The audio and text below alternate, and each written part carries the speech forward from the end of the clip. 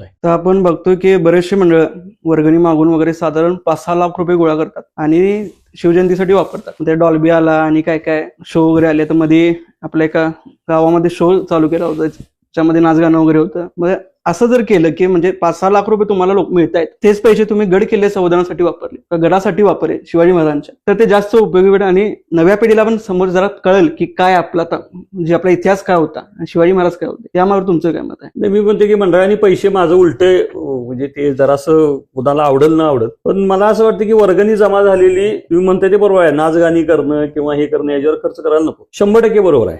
पण ते आलेले पैशानं गड किल्ले संवर्धन करणं, हे गड किल्ले संवर्धनाचं काम कोणाचं आहे? शासनाचं आहे. शासनाकडे पैसे आहेत का नाहीत याच्यासाठी? बरोबर तर आहेत. जर छत्रपती शिवरायांचं नाव घेऊन पहिल्या राजकारणाची सुरुवात होत असेल तर ही शासनानं जबाबदारी घ्यावी.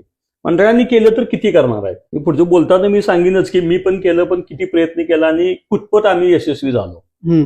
तसं ते कितपत यशस्वी होणार आहेत 5-6 लाख रुपयामध्ये? आणि अशी किती मंडळं 5-6 लाख रुपये वर्गणी गोळा करतात? एवढ्या सगळ्या मंडळांना एवढी होत नाही. हा एक बरोबर आहे की पैसे झालेले गोळा, तर त्यातून त्यांनी किमान त्यांच्या मंडळाची जी कार्यकर्ते आहेत ती वर्षभर गड किल्ल्यांच्यावर फिरायला घेऊन जावे. बरोबर.